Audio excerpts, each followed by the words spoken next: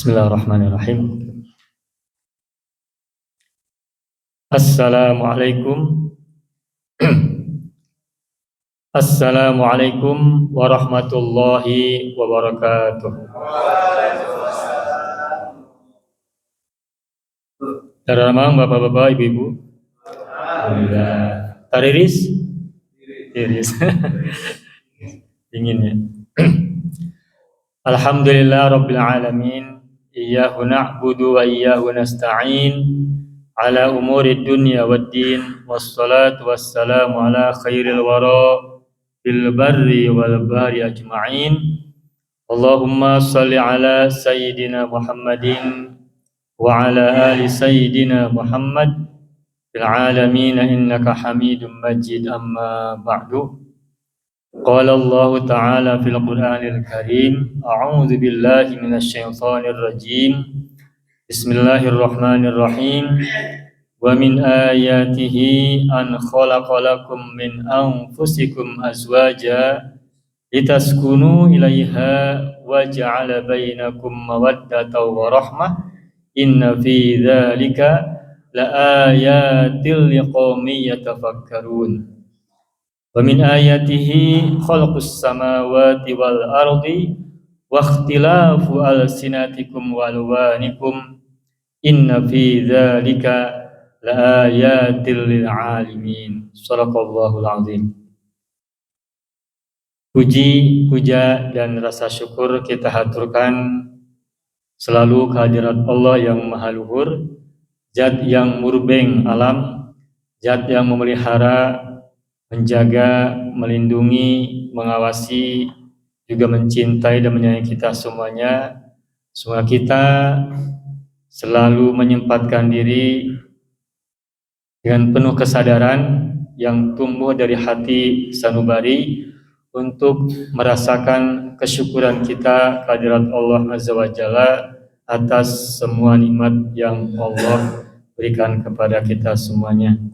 Baik nikmat lahir, nikmat batin, termasuk yang mungkin sering kita lupakan adalah kenikmatan kita bisa berpikir benar, kenikmatan kita bisa merasakan kebaikan, kenikmatan kita masih memiliki kelapangan dada, kelegaan jiwa, dan juga pikiran yang bersih.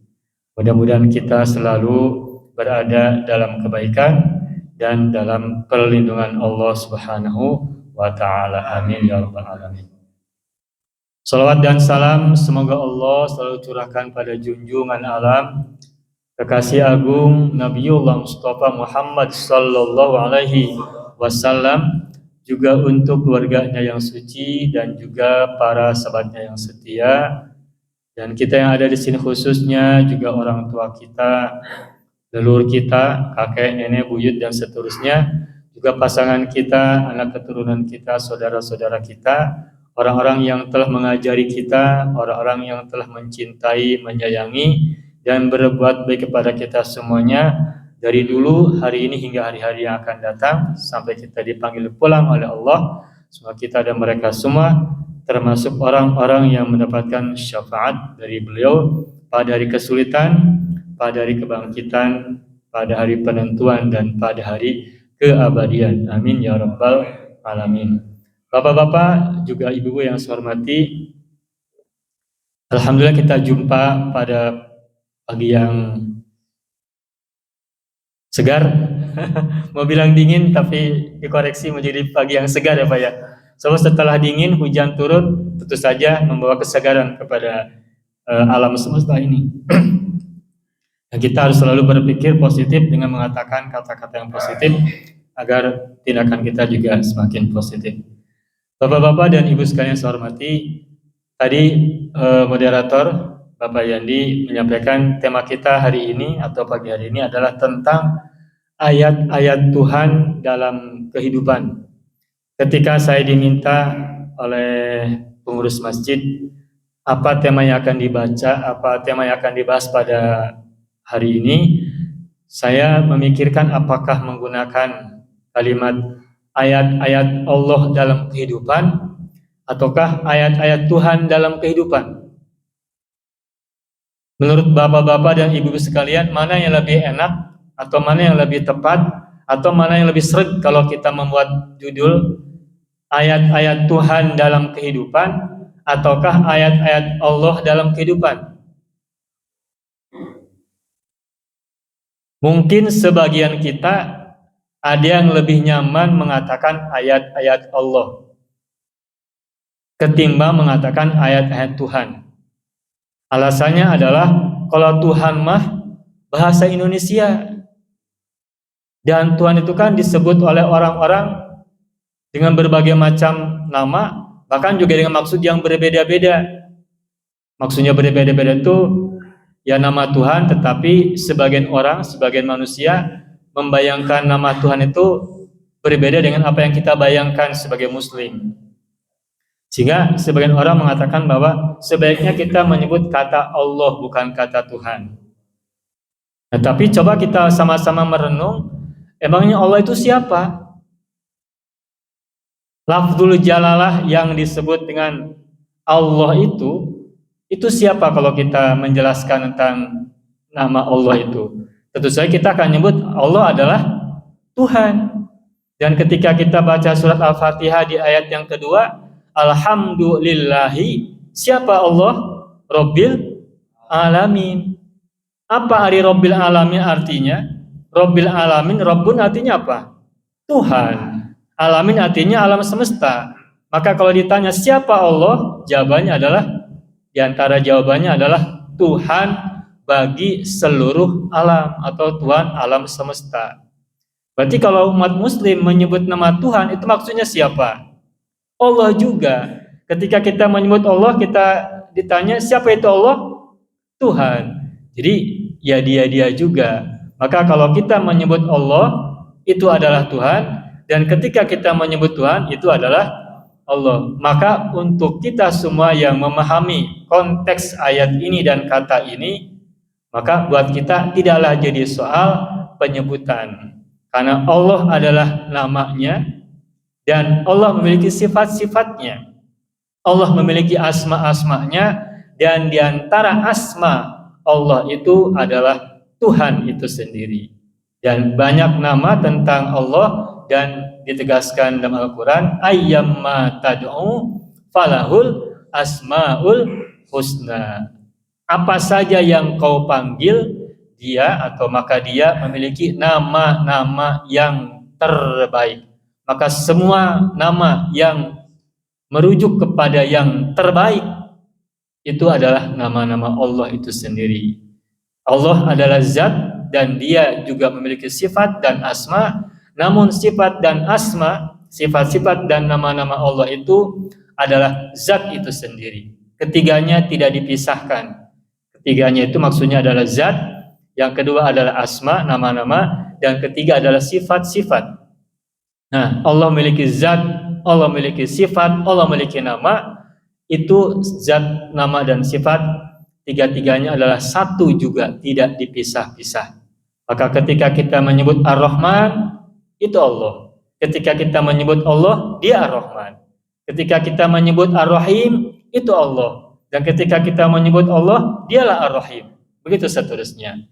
Maka buat kita umat Muslim, tidak lagi perlu dibeda-bedakan antara nama Allah atau sebutan Tuhan, atau sebutan dalam bahasa lokal mungkin Gusti, atau mungkin juga Pangeran, atau mungkin Gusti Nu Agung, atau yang lain-lain. Semuanya merujuk kepada zat yang sama. Allahu Rabbul Alamin. Dia Ar-Rahman, dia Ar-Rahim, dia juga Maliki atau Maliku Yaumiddin, zat yang menguasai hari pembalasan. Oleh sebab itu, maka ketika kita menyebut ayat-ayat Tuhan dengan kata Tuhan bukan ayat-ayat Allah, maka pikiran kita tidak lagi berpikir sekuler, tidak lagi berpikir dikotomis. Kadangkala kita ini umat Muslim menolak sekulerisme, tidak mengakui atau menentang paham tentang sekulerisme, yakni ajaran yang memisahkan agama dari kehidupan dunia, atau misalkan akhirat dari urusan duniawi. Tetapi kadangkala kita berpikir, berucap, dan bertindak justru sekuleristik. Misalnya begini, apa yang dimaksud sekularisme dan apa yang dimaksud dengan berpikir bertindak sekularistik. Sekularisme adalah paham yang memisahkan agama dari kehidupan. Kalau misalkan kita berkata, udah agama mah di masjid saja, sedangkan urusan dunia mah tersendiri, agama nggak usah ikut campur, agama nggak usah ikut berada dalam kehidupan dunia. Kalau kita dagang, dagang aja, agama nggak usah dibawa-bawa. Nah, itu sudah berpikir bertindak sekularis, mengikuti paham sekularisme. Sekularisme adalah paham yang memisahkan agama dari urusan dunia. Kalau kita berpolitik tetapi misalkan agama dari politik, itu namanya sekuler. Kalau kita berbisnis tapi meninggalkan bisnis, mengabaikan agama ke dalam bisnis atau tidak mengaitkan agama dalam bisnis, itu namanya kita mengikuti paham sekularisme. Nah, kita tentu saja menolak pemahaman tentang sekularisme, yakni membeda-bedakan atau memisahkan agama dari kehidupan dunia. Tetapi terkadang sadar atau tidak, pikiran kita, ucapan kita, bahkan tindakan kita justru sekularistik. Contoh yang mungkin kita tidak sadari, misalkan begini. Kalau kita hidup, maka kita hidup ini harus dibagi 3. Pertama, kita bagi hidup kita untuk keluarga. Yang kedua, kita bagi hidup kita untuk kerja. Dan ketiga, kita bagi hidup kita untuk Allah atau untuk Tuhan. Untuk urusan keluarga berarti kita urus keluarga, mencari nafkah itu adalah untuk kebutuhan keluarga dan kepentingan keluarga. Kita cintai keluarga kita sayangi keluarga kita rawat keluarga kita, dan kehidupan kita 24 jam dalam sehari itu harus dibagi. Nah, di antara pembagian yang kita harus miliki dalam kehidupan kita adalah untuk keluarga kita. Maka kalau kita ada di rumah, bareng-bareng pasangan kita, anak kita bersama-sama ke satu tempat atau yang lain, itu karena kita sedang membagi kehidupan kita dengan keluarga kita. Kemudian kalau kita sedang di luar rumah, beraktivitas mencari nafkah dan mencari rezeki, berarti kita sedang membagi kehidupan kita untuk urusan dunia, mencari rezeki yang halal. Nah, kemudian yang ketiganya, setelah kita berurusan dengan rumah tangga, keluarga, berurusan dengan pekerjaan kita, maka kita tidak boleh lupa kepada Allah, diantaranya dengan sholat, atau mungkin ke masjid, ataupun dengan ibadah-ibadah ritual yang lain. Nah, kalau kita berpikir, berucap, dan bertindak membagi kehidupan kita dengan cara seperti itu namanya kita sudah berpikir sekuler, sudah berucap sekuler, sudah berpikir dan berasa secara sekuler. Kenapa? Karena kita pisahkan urusan keluarga, urusan pekerjaan, urusan Tuhan. Padahal dalam ayat yang sering kita baca, yang sering kita dengar, yang sering kita simak, inna sholati wa nusuki wa mahyaya wa mamati, apa lanjutannya, lillahi rabbil alamin. Inna sholati, sesungguhnya sholatku, wa nusuki, dan ibadah-ibadah ritualku, wa mahyaya wa mamati, hidupku dan matiku, lillahi rabbil alamin, bagi atau milik atau untuk Allah Tuhan semesta alam. Kita tahu arti ini, kita sering baca kalimat-kalimat ini ketika kita baca iftitah, ketika sholat. Di antara kita membaca iftitahnya dengan doa seperti ini, inna sholati wa nusuki wa mahyaya wa mamati lillahi rabbil alamin. Dan kita paham kalimat ini. Tetapi di sebelah hidup kita yang lain, di bagian pemikiran kita yang lain, kita punya pikiran seperti yang tadi kita sebut. Hidup dibagi 3, hidup untuk keluarga, hidup untuk pekerjaan, hidup untuk Allah. Itu juga sudah bertindak secara sekuler. Padahal yang kita harus pahami dan harus kita yakini dan kita kerjakan, hidup ini tidak boleh dipisah-pisah, semuanya adalah demi Allah, karena Allah, dan untuk Allah. Bismillah, wa fillah, wa ilallah, dengan Allah atau dengan nama Allah, kemudian di dalam Allah, dan menuju Allah, tidak dipisah-pisah. Maka ketika kita berbicara apapun, ketika kita bertindak apapun, semuanya itu mesti menjadi aktivitas yang didasari, yang dilandasi oleh kesadaran kita tentang Tuhan, tentang Allah. Nah, agar kita tidak menolak sekulerisme, tapi pada sisi yang lain kita justru bertindak sekuler, maka dalam kesadaran kita yang terus kita tumbuhkan, semestinya kita tidak lagi bertindak secara sekularistik seperti yang tadi kita contohkan. Dan agar itu tidak terjadi, maka marilah kita bersama-sama untuk sama-sama memikirkan, merasakan, mengucapkan, dan melakukan bahwa apapun yang kita lakukan itu tidak lagi memisahkan antara urusan agama, antara urusan Tuhan dengan urusan kehidupan. Maka kalau kita berumah tangga, itu bukan untuk rumah tangga, tapi untuk lillah. Ketika kita bekerja, itu tidak hanya semata-mata kerja untuk mencari ekonomi, tapi itu juga lillah. Termasuk ketika kita sedang sholat di masjid, itu pun juga adalah lillah. Karena apa? Karena pada kenyataannya tidak sedikit orang yang sholat tetapi tujuannya bukan karena Allah. Tidak sedikit orang yang berhaji, umroh, tujuannya bukan karena Allah. Tidak sedikit orang yang berpuasa, tujuannya bukan lillah, bukan karena Allah. Dan kita semuanya sudah tahu, tidak semua orang yang sholat, tidak semua orang yang puasa, tidak semua orang yang berhaji dan umroh tujuannya karena Allah. Kita sudah tahu. Dan sering bisik-bisik kan, itu sering anu, tetapi tujuannya adalah untuk anu. Ada haji politik, ada haji bisnis, ada puasa secara sosiologis, ada juga sholat, mohon maaf, ada juga karena melihat pandangan sosial. Kalau kita tidak sholat maka dicirii, ditandai sebagai orang yang tanda kutip. Maka kalau kita sholat ke masjid, ketika kita sholat di rumah, ketika kita berpuasa, ketika kita beribadah-ibadah yang lain, tapi pikiran kita adalah untuk tujuan-tujuan duniawi, entah untuk reputasi diri, untuk mencari nama di mata masyarakat dan sebagainya, itu berarti kita sudah bertindak sekuler. Karena apa? Karena kita sudah memisahkan Tuhan dari aktivitas, bahkan aktivitas ibadah yang kita sering lakukan. Kenapa dalam sebuah surat ada ungkapan dalam ayat wailul lil musallin alladzina hum an salatihim sahun.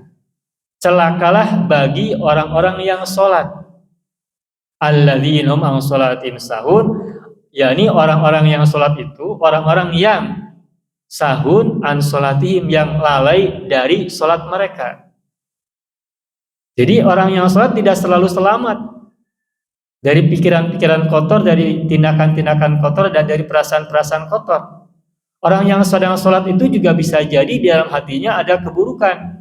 Karena an sholatihim sahun alladzina hum yura'un wa yamna'unal ma'un.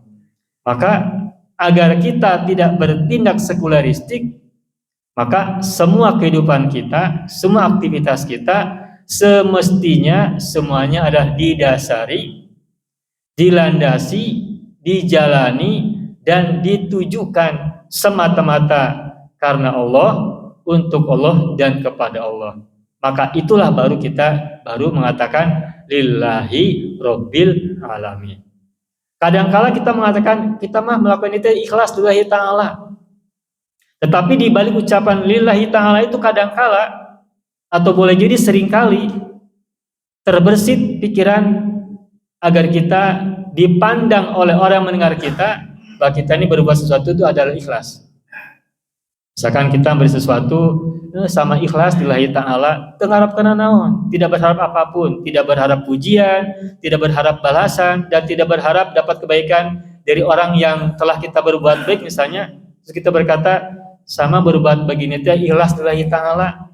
Kalimat itu dikatakan kepada orang yang kita berbuat baik kepada dia. Nah, meskipun lidah kita mengatakan ikhlas lillahi ta'ala kepada dia, tapi boleh jadi di balik kalimat yang kita ucapkan tadi tersembunyi, terbersit dan tersirat kita tidak mau dituduh ria. Tersirat pikiran kita tidak mau dituduh atau difitnah sebagai orang yang sedang mencari muka. Atau mungkin karena kita tidak mau dianggap buruk oleh orang yang menerima kebaikan kita. Dan seterusnya. Dan jika itu ada, berarti kita sebenarnya belum ikhlas meskipun mengatakan ikhlas. Maka begitulah juga ketika kita sekarang berada di tempat yang baik, tempat yang suci, belum tentu ibadah kita ini mukhlisina lahuddin, belum tentu. Oleh karena itu maka teruslah kita juga mengingat-ingat terus agar kita tidak lupa bahwa apapun tindakan kebaikan kita sama sekali tidak bisa dijamin bebas dari entah itu pikiran ria, entah itu pikiran sum'ah, entah itu mungkin pikiran-pikiran ingin dipuji dan pikiran-pikiran tidak ikhlas karena Allah Subhanahu wa taala. Oleh karena itu maka apapun tindakan kita dimanapun dan dalam bentuk apapun, kita mulai pikirkan bahwa semuanya ikhlas lillahi ta'ala, dan itu tidak perlu disampaikan pun, biarkan Allah yang menilai dan memuji kita. Bahkan kadangkala kita pun bisa mengevaluasi apakah kita ini benar-benar ikhlas atau juga mungkin hanya pura-pura ikhlas. Berkaitan dengan tema yang tadi kita sampaikan, ayat-ayat Tuhan dalam kehidupan atau ayat-ayat Allah dalam kehidupan. Pertama, kalau kita ditanya apa yang dimaksud dengan ayat-ayat atau apa yang dimaksud dengan ayat, pikiran kita mungkin kebanyakan kita itu langsung tertuju kepada ayat Al-Quran. Karena apa? Karena kita tahu bahwa ayat Al-Quran itu yang sering kita baca terdiri dari sekian ratus surat. Berapa surat Pak? Bu? Surat dalam Al-Quran? 114, sangat hafal. Dan setiap surat terdiri dari beberapa ayat. Ada yang 3, ada yang lebih, dan seterusnya sampai paling banyak 286. Iya betul, 286 ayat surat Al-Baqarah kan? Nah, karena kita tahu dalam Al-Quran ada sekian ratus surat, 114 surat, dan masing-masing surat terdiri dari sekian ayat, maka kalau kita baca ayat Al-Quran, di situ tertulis atau terucap kata ayat, pikiran kita selalu teringat kepada ayat Al-Quran. Sehingga kalau kita menyebut kata ayat Allah atau ayat Tuhan, pikiran kita hanya tertuju kepada Al-Quran yang kita baca dari surat Al-Fatihah sampai surat An-Nas. Biasanya begitu. Maka kalau tadi kita sebut ayat-ayat Tuhan dalam kehidupan, mungkin kalau tidak ada kata-kata dalam kehidupan, kita mikirnya ayat-ayat Tuhan itu adalah ayat-ayat yang berupa bacaan. Jadi ayat Al-Quran yang kita sering baca setiap saat ini, yang kita baca dari ketika subuh, sholat, kita juga baca ayat Al-Quran kan? Kita berpikirnya kalau disebut ayat Allah, seringkali pikiran kita tertuju kepada ayat Al-Quran. Sedangkan dalam Al-Quran sendiri, ayat-ayat Allah itu justru bukan hanya ditujukan kepada ayat Al-Quran saja. Tadi malam saya coba lihat ada berapa kata ayat disebutkan dalam Al-Quran, baik dalam bentuk mufrad tunggal, bentuk musanna dual, ataupun bentuk plural jamak. Itu cukup banyak. Setidaknya dalam bentuk tunggal, bentuk mufrad, kurang lebih ada 84 plus 2. Berarti 86. 84 itu kata ayatun atau ayatan, sedangkan yang duanya itu ada misalkan ayatuna atau ayatukum begitu. Kemudian dalam bentuk musanna ada satu ayata ini, dan dalam bentuk plural, bentuk jama, kalau tidak salah ada sekitar 184. Totalnya tidak kurang dari 235 kata yang berkaitan atau yang menyebut kata ayatun atau ayata ini atau ayatun dalam bentuk jama. Nah, kalau kita lihat ayat-ayat Al-Quran yang menyebut kata ayat di situ, itu mayoritas bukan membahas tentang ayat Al-Quran. Mayoritas yang saya lihat. Tetapi ketika Al-Quran menyebut kata ayat dalam Al-Quran, yang terbanyak atau mayoritas itu bukan tentang ayat Al-Quran, tapi tentang ayat-ayat yang lain.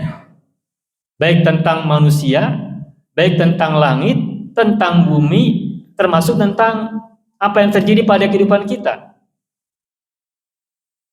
Nah, sehingga ketika kita menyebut kata ayat Allah atau ayat Tuhan dengan penjelasan yang tadi kita sampaikan, sebenarnya itu tidak langsung ditujukan pada ayat Al-Quran, tapi itu adalah semua ayat yang kalau dibagi setidaknya ada 3 kelompok besar. Kalau dulu ketika saya kuliah, dosen ataupun para penulis buku itu menyebutkan bahwa ayat Allah itu ada 2 macam. Pertama ayat qauliyah, yang kedua ayat kauniyah. Dulu disebut begitu. Ayat qauliyah sesuai namanya, qauliyah artinya qaul itu artinya ucapan. Maka yang dimaksud dengan ayat qauliyah itu artinya adalah ayat-ayat Al-Quran yang kita baca. Nah, itu ayat yang pertama, jenis ayat yang pertama. Jenis ayat yang kedua katanya disebut dengan ayat kauniyah. Kauniyah itu dari kata kaun, artinya alam semesta. Jadi dalam pembagian ini ayat ada 2. Pertama ayat qauliyah, yakni ayat Al-Quran. Yang kedua ayat kauniyah, yakni ayat-ayat yang berkenaan dengan semesta. Menurut pembagian yang sering kita dengar. Tetapi kita coba lihat, telusuri ayat-ayat Allah yang lain, ayat-ayat Al-Quran yang lain. Di situ disebutkan bahwa ayat Al-Quran, bahwa ayat-ayat Allah tidak hanya 2, tidak hanya berkaitan dengan ayat Al-Quran yang kita baca, bahkan juga tidak berkaitan hanya dengan ayat-ayat semesta, tapi juga ada ayat-ayat yang lain yang berkaitan dengan ayat kemanusiaan. Dan itu ditegaskan dalam Al-Quran dengan begitu jelas. Misalnya dalam sebuah ayat Allah berfirman, sanurihim ayatina fil afaqi wa fi anfusihim hatta yatabayyana lahum annahul haqqu. Sanurihim, kami akan memperlihatkan kepada mereka ayatina, ayat-ayat kami, fil afaqi, di semesta. Afaq itu jamak dari ufukun, di semesta-semesta. Wa fi anfusim, dan di dalam diri-diri mereka, diri-diri manusia. Hatta yatabayyana lahum, sehingga jelas bagi mereka annahul haqqu, bahwa Dia Allah itu adalah zat yang maha benar, atau al-haq adalah kebenaran. Nah, dalam ayat ini di sini ditegaskan bahwa Allah akan memperlihatkan ayat-ayatnya kepada manusia, kepada kita semua. Dari dulu sampai nanti akhir zaman, itu ayat-ayat Dia di mana? Fil afaq, di semesta. Dan wa fi anfusin, dan dalam diri-diri manusia, dalam diri-diri kita. Berarti di sini saja sudah ditegaskan setidaknya ada 2 jenis ayat. Pertama adalah ayat-ayat semesta, yang kedua adalah ayat-ayat jiwa atau ayat-ayat diri. Siapa itu diri? Diri itu adalah manusia, kita sendiri, yakni manusia. Selain ayat yang berkenaan dengan Al-Quran. Dan dalam surat Ar-Rum yang tadi saya baca di awal, itu kita banyak temukan di sini ayat-ayat tentang kehidupan. Saya tadi yang kita baca, wa min ayatihi an khalaqalakum min anfusikum azwaja. Terus litaskunu ilaiha wa ja'ala bainakum mawaddatan warahmatan. Ini ayat yang selalu kita baca kalau ada acara pernikahan ya. Kalau kita nyambut pernikahan atau pembawa acara berkaitan dengan acara pernikahan, selalu ayat ini yang dibaca diantaranya. Ada 2, yang ini sama ayat surat An-Nisa awal, ayat pertama surat An-Nisa. Wa min ayatihi an khalaqalakum min anfusikum azwaja. Dan diantara ayat-ayat Allah adalah Dia telah menciptakan untuk kalian pasangan. Untuk apa? Litaskunu ilaiha, agar kalian merasa sakinah, merasa tenang, damai, ilaiha, kepada pasangan tersebut. Wa ja'ala bainakum mawaddata wa rahmah, dan menjadikan untuk kalian mawaddah, warahmah, cinta dan kasih sayang. Nah, pasangan, kemudian adanya rasa cinta dan kasih sayang itu adalah juga ayat-ayat Allah. Kemudian pada ayat berikutnya Allah juga menegaskan, wa min ayatihi khalqus samawati wal ardi. Dan diantara ayat-ayatnya adalah penciptaan langit dan bumi, wahtilafu alsinatikum wa alwanikum, dan perbedaan bahasa, perbedaan lidah kalian, walwanikum, dan kulit kalian, bisa ras, bisa bangsa, bisa suku dan sebagainya. Maka perbedaan bahasa, perbedaan warna kulit, perbedaan suku, perbedaan bangsa, perbedaan negara dan sebagainya, itu juga adalah bagian dari ayat-ayat Allah. Nah, sehingga kita semakin paham sekarang bahwa kalau disebut ayat-ayat Allah itu bukan tentang ayat Al-Quran. Bahkan beberapa waktu yang lalu kita mengadakan acara Isra dan Mi'raj. Kalau kita mengadakan acara Isra dan Mi'raj, peringatan Isra dan Mi'raj, apa ayat yang kita baca? Subhanalladzi asra bi'abdihi lailam minal masjidil harami ilal masjidil aqsa. Terus alladzi barakna haulahu linuriyahu min ayatina innahu huwas samiul basir. Allah telah memperjalankan pada malam hari terhadap hambanya dari Masjidil Haram ke Masjidil Aqsa yang kami berkahi di sekitarnya. Untuk apa? Linuriyahu min ayatina, agar Allah memperlihatkan kepada hamba tersebut min ayatina, sebagian dari ayat-ayat kami. Nah, kira-kira di situ ayat-ayat di situ maksudnya apakah ayat Al-Qur'an atau ayat-ayat bukan Al-Qur'an? Bukan ayat-ayat Al-Qur'an. Kan Rasul mengadakan perjalanan malam hari, kan diperlihatkan oleh Allah tentang ini, tentang itu, tentang semesta jiwa, tentang semesta materi dan semesta-semesta ruhani dan seterusnya. Itu semuanya adalah tanda-tanda atau ayat-ayat Allah. Dan Allah pada ayat itu, pada peristiwa Isra dan Mi'raj Rasul itu tidak memperlihatkan ayat-ayat bacaan, tetapi ayat-ayat semesta, bahkan juga ayat-ayat jiwa di dalamnya. Karena kita dengar bahwa di situ Rasul bertemu dengan para arwah, baik arwah malaikat maupun arwah-arwah para nabi, para leluhur dahulu. Dan itu berarti adalah anfus pada jiwa-jiwa, bukan ayat-ayat Al-Quran. Nah, maka dengan begitu, ketika kita mengetahui saat sekarang maupun yang akan datang bahwa ayat-ayat Al-Quran, bahwa ayat-ayat Allah itu bukan hanya ayat Al-Quran, maka sekarang kalau kita mendengar ayat Al-Quran menyebut kata ayat-ayat Allah, baik berupa ayatihi maupun ayatina, ayat-ayat dia, ayat-ayatnya atau ayat-ayat kami, maka pikiran kita tidak lagi hanya terfokus kepada Al-Quran, tetapi pada dua jenis ayat yang lain. Sehingga jumlah ayat-ayat Allah itu setidaknya atau secara garis besar itu ada 3 kelompok. Yang pertama kita sudah sama-sama tahu, yakni ayat-ayat Quran. Dari surat Al-Fatihah sampai surat Al-Anas yang kita sering baca. Itu ayat yang pertama, yakni ayat Al-Quran. Yang kedua, ayat-ayat Tuhan itu atau ayat-ayat Allah itu adalah ayat-ayat Aqwan. Aqwan itu bentuk jamak dari kaun.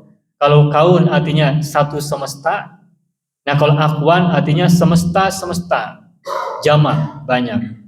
Quran, Aqwan. Langit, bumi, air, gunung, kemudian semesta-semesta yang lahir yang nampak dalam pandangan mata kita maupun yang tidak nampak, itu termasuk ayat-ayat Allah yang bersifat Aqwan. Itu yang kedua. Yang ketiga, berkaitan dengan tadi surat Ar-Rum mengenai pernikahan, kemudian tentang cinta dan kasih sayang, dan juga ayat sebelumnya sanurhim ayatina fil afaqi wa fi anfusihim. Maka jenis ayat yang ketiga adalah ayat-ayat insan. Jadi ada 3, pertama ayat Quran, yang kedua ayat Aqwan, yang ketiga ayat insan. Ketika kita membahas tentang pernikahan, itu berarti ayat-ayat Allah tentang insan. Ketika kita membahas tentang psikologi kejiwaan atau tentang sosiologi kemasyarakatan, itu berarti berbicara tentang ayat-ayat insan. Kalau kita berbicara tentang gunung-gunung, kalau kita berbicara tentang bencana, kalau kita berbicara tentang bebatuan, tentang air dan semacamnya, itu berarti ayat-ayat tentang akuan. Kalau kita berbicara tentang keajaiban bahasa, itu ayat-ayat apa? Ayat-ayat insan. Kalau kita melihat burung, kalau kita melihat cacing, kalau kita melihat binatang-binatang yang ada di bawah bumi ataupun yang ada di atas udara, itu ayat-ayat apa namanya? Ayat-ayat akuan, ayat-ayat semesta. Dan itu semuanya adalah bagian dari ayat-ayat Allah. Apa definisi ayat atau apa makna dari ayat? Kita tahu ayat kan bahasa Arab. Nah, secara bahasa ayat itu sebenarnya adalah tanda. Tanda. Baik bentuk mufrad maupun bentuk jamak, ayat itu maknanya adalah tanda. Sehingga kalau kita mendengar kata ayat-ayat Allah, itu artinya apa? Tanda-tanda Allah. Ayatina, tanda-tanda kami. Ayati, tanda-tandanya, maksudnya Allah.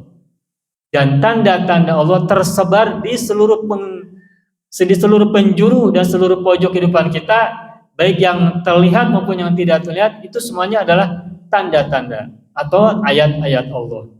Maka ketika kita membaca ayat Allah yang lain, ainama takunu, ainama tuwallu fasamma wajhullah.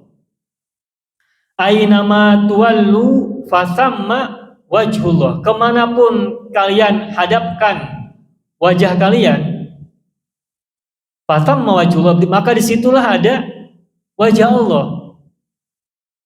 Dan berarti kalau begitu bahwa di semua semesta ini yang kita lihat, yang kita saksikan, itu sebenarnya adalah wajah Allah. Ketika kita melihat gunung, kita melihat wajah Allah. Ketika kita melihat matahari, kita melihat wajah Allah. Ketika kita melihat bulan, melihat wajah Allah. Bahkan ketika kita melihat diri sendiri, di situ juga kita melihat wajah Allah.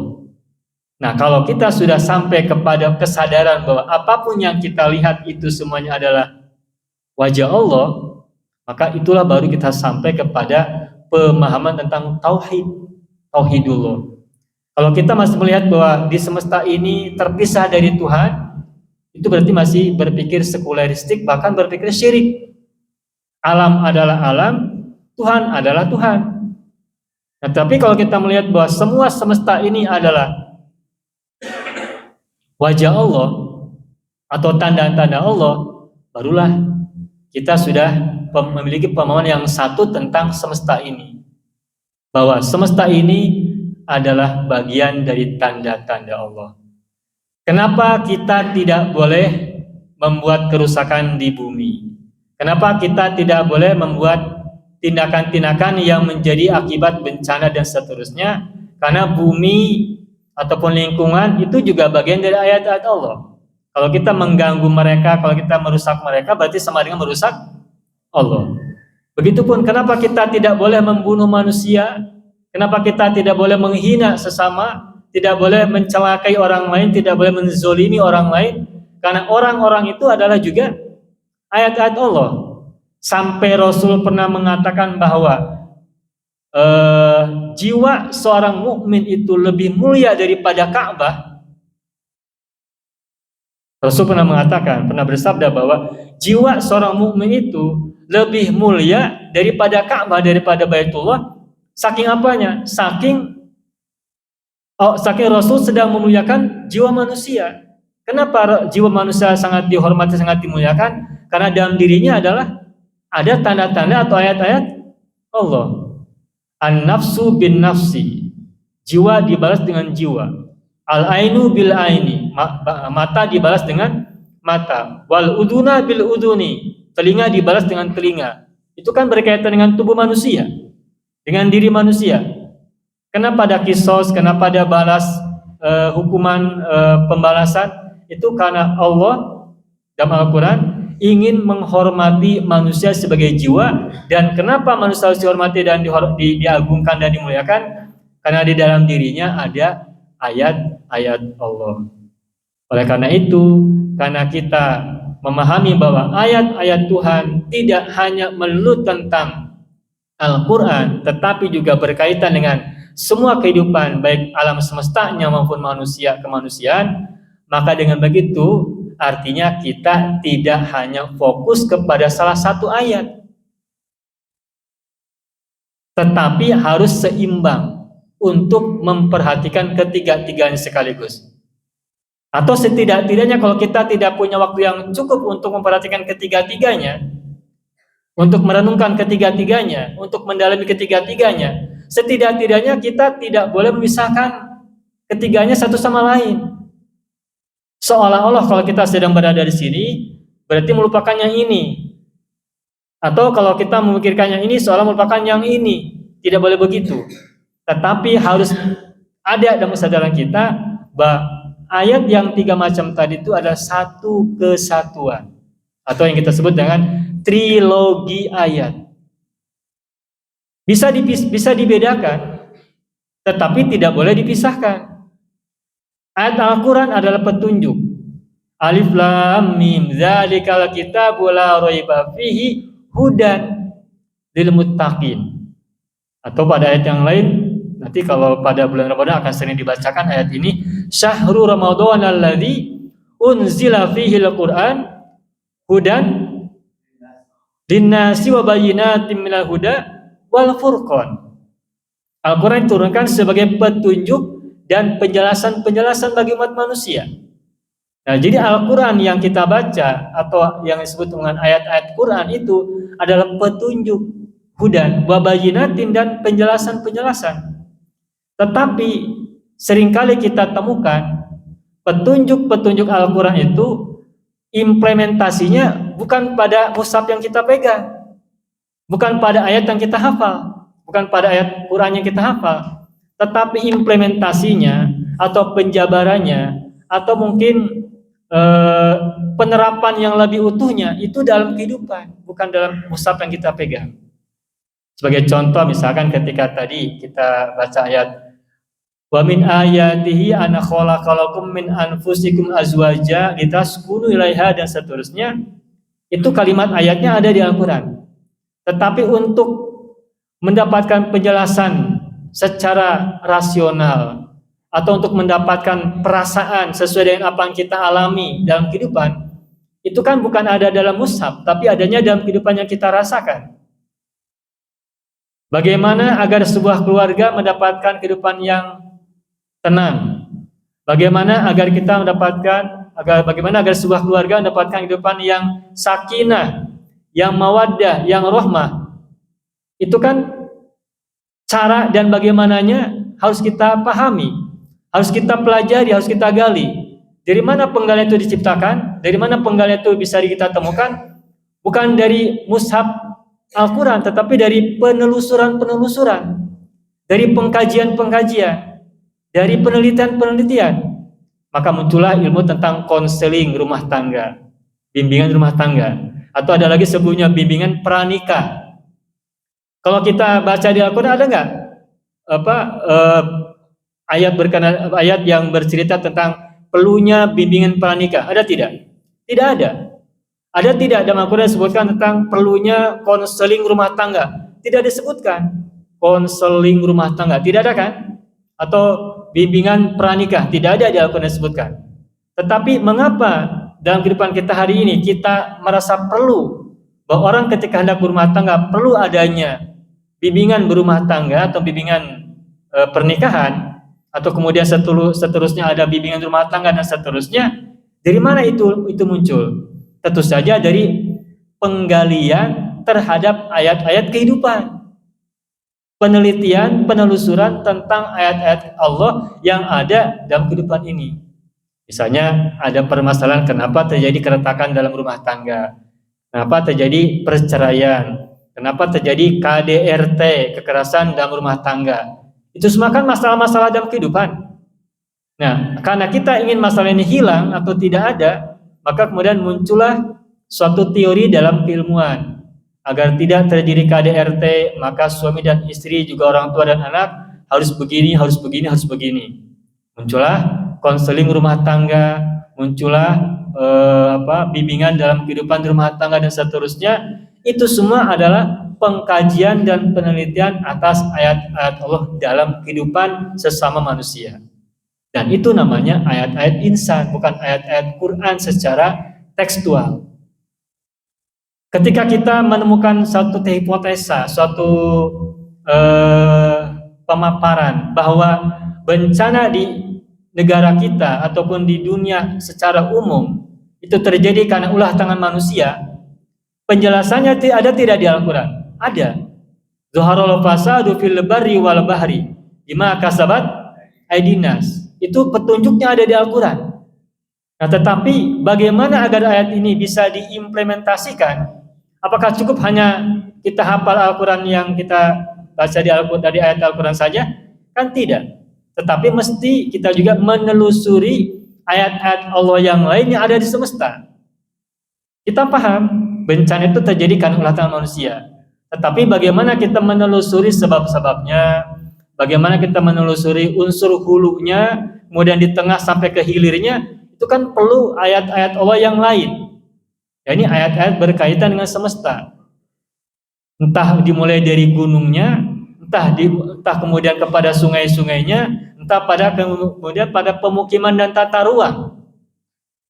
Nah, pemahaman tentang konsep pelestarian gunung dan hutan, tentang pelestarian sungai dan penjagaan sungai, mata air, pesawahan, dan pada berikutnya pada tata ruang kehidupan, itu secara tekstual disebutkan tidak di Al-Quran, secara tekstual tidak disebutkan. Tetapi sekarang kita sudah punya pemahaman bahwa untuk menyelaraskan kehidupan agar tidak terjadi bencana dan semacamnya, maka kita mesti menjaga gunung, menjaga hutan, menjaga sungai, dan memperhatikan kembali tata ruang. Dari mana itu kita dapatkan? Itu dari pengetahuan hasil penggalian terhadap ayat-ayat Allah yang bersifat akwat, bersifat semesta. Nah, oleh karena itu maka ketiga ayat ini tidak boleh dipisahkan meskipun bisa dibedakan. Karena ketiga-tiganya adalah trilogi yang saling berkaitan dan saling menguatkan. Kita tidak bisa hanya fokus kepada baca ayat-ayat secara tekstual dalam mushaf, tetapi karena kita juga sama-sama tahu bahwa ayat Al-Quran itu ada petunjuk bagi kehidupan, maka bagaimana ayat itu diturunkan dalam teori-teori pengetahuan yang dilandasi atas analisa, penelusuran, penelitian terhadap semesta ini. Dan kita tidak hanya cukup kepada ayat-ayat yang tertulis. Oleh karena itu maka kalau kita sekarang sudah memahami ayat Al-Quran itu tidak hanya fokus kepada salah satu macam, tetapi setidaknya ada 3 macam, yaitu ayat Quran, ayat Aqwan, dan ayat insan, maka ketika kita diperintahkan afala yatadabbaruna al-Quran, apakah mereka tidak merenungkan Al-Quran? Maka itu sesungguhnya bukan hanya Al-Quran yang ada pada mushaf kita, tetapi trilogi ayat tadi. Karena Al-Quran ini akan bisa kita renungkan dengan baik, dengan penggalian makna yang bisa lebih komprehensif, kalau kita jadikan ayat-ayat Al-Quran ini juga untuk membaca semesta, juga membaca jiwa. Ketika ayat Al-Quran sudah menjadi panduan untuk membaca semesta dan juga membaca jiwa, barulah kemudian ayat ini bisa menjadi hudan. Kalau Al-Quran hanya dibaca, hanya dihafal, hanya dituturkan saja, tapi tidak menjadi petunjuk buat implementasi bagi kehidupan, maka Al-Quran hanya ada dalam tulisan. Sehingga nanti kata seorang ulama menyebutkan bahwa nanti al-Islam fis sutur, la fis sudur. Sehingga nanti disindir bahwa Al-Quran hanya ada dalam baris-baris, hanya ada dalam teks, tapi tidak ada dalam dada atau dalam diri. Maka agar Al-Quran yang kita sama-sama tahu sebagai hudan itu, atau sebagai bayinatin itu, atau sebagai burhan, sebagai dalil, agar Al-Quran menjadi hudan, burhan, dan bayinat, maka Al-Quran tidak hanya disimpan atau tidak hanya dituliskan dalam mushaf, Tetapi Al-Quran mesti dijadikan hidup dalam semesta diri kita dan juga dalam semesta lingkungan yang ada di sekitar kita. Nah, ketika itu sudah terjadi, barulah kita bisa merasa yakin bahwa Al-Quran itu tidak terpisahkan dari kehidupan. Maka tadi judul kita adalah ayat-ayat Tuhan dalam kehidupan. Maksud yang ingin disampaikan dari judul tersebut adalah bahwa pertama, kita tidak boleh memisahkan antara ayat-ayat Quran dengan ayat-ayat Al-Quran dan ayat-ayat insan. Ketiganya adalah trilogi yang berbeda tetapi tidak bisa dipisahkan. Ketiga-tiganya adalah satu kesatuan. Al-Quran memberikan petunjuk, kemudian Al-Aqwan memberikan penggambaran dan penjabaran, dan Al-Insan manusia itu bisa menjadi subjek untuk menjelaskan itu semuanya. Bahkan sesungguhnya insan itu adalah bagian yang tidak terpisahkan dari Aqwan, karena kalau menurut Ibnu Arabi, manusia itu adalah alam kecil, sedangkan alam adalah insan besar. Karena manusia adalah alam kecil, berarti manusia itu adalah bagian tak terpisahkan dari semesta. Dan karena semesta adalah manusia besar, maka alam juga ada bagian dari diri manusia. Satu tidak ada, maka salah satunya juga bisa ikut ada guncang. Ketika alam semesta terjadi bencana, terjadi keguncangan dalam kehidupan manusia. Sebaliknya, ketika manusia misalkan terjadi kematian kepada umat manusia di suatu bangsa atau di suatu kawasan, maka alam di sekitarnya juga mengalami keguncangan. Maka agar terjadi keseimbangan dan harmoni, tiga ayat ini oleh kita mesti dipahami menjadi satu kesatuan. Tidak boleh dipisahkan, tetapi harus menjadi bagian yang tidak boleh dipisahkan satu sama lain. Kita semuanya semoga termasuk orang-orang yang selalu dapat tuntunan dari ayat-ayat Al-Quran dan juga menjadi orang-orang yang damai dalam ayat-ayat insan. Sebagai jiwa kita merasa damai, sebagai jiwa kita masih bisa terus beraktivitas dalam naungan petunjuk Allah, dan kita pun bisa menjadi bagian dari harmoni semesta, karena semesta juga adalah bagian dari ayat-ayat Allah, ayat-ayat Tuhan. Oleh karena itu, dalam kesempatan kali ini, mudah-mudahan kita semuanya termasuk orang-orang yang tidak pernah lalai terhadap tiga jenis ayat ini. Dan ketika nanti kita baca Al-Quran, ketika kita nanti berada dalam kehidupan, maka kita tidak lagi memisahkan ketiga ayat tersebut. Dan nanti ketika kita bulan Ramadan, kalau kita sebut tadabbur Al-Quran, maka sekarang tadabbur itu tidak hanya fokus pada salah satu, tapi harus menjadi keseluruhan. Satu ayat yang kita pahami lebih baik daripada 1000 ayat yang kita hafalkan. Dan satu ayat yang kita amalkan lebih baik daripada 1000 ayat yang kita pahami. Satu ayat yang kita pahami lebih baik daripada 1000 ayat yang kita hafalkan, dan satu ayat yang kita amalkan lebih baik daripada 1000 ayat yang kita pahami. Itu maksudnya apa? Maksudnya adalah bahwa ayat yang kita baca, baik dari Al-Quran maupun yang kita dapat penggalian makna dari semesta dan jiwa, itu mesti mempengaruhi kehidupan kita, sehingga Al-Quran tidak hanya ada dalam tulisan, tetapi juga harus ada dalam kehidupan. Itu saja yang bisa saya sampaikan. Terima kasih atas segala perhatian dan kebersamaan pengajian kali ini. Mohon maaf apabila ada kata-kata yang tidak tepat atau juga barangkali ada kalimat-kalimat yang tidak proporsional. Tetapi maksud saya adalah intinya satu kesatuan yang tidak dipisahkan, dan semoga tidak ada hal-hal yang kesalahpahaman dalam pembahasan kita pada kali ini. Terima kasih banyak atas segala perhatian dan mohon maaf atas segala kekurangan dan kekhilafan, juga kekeliruan serta kelupaan. Allahumma sholli ala sayyidina Muhammad wa ala ali sayyidina Muhammad. Nada agung cukup lumur, nada jembar pangampura, hapun tananu kasuhun. Assalamualaikum warahmatullahi wabarakatuh.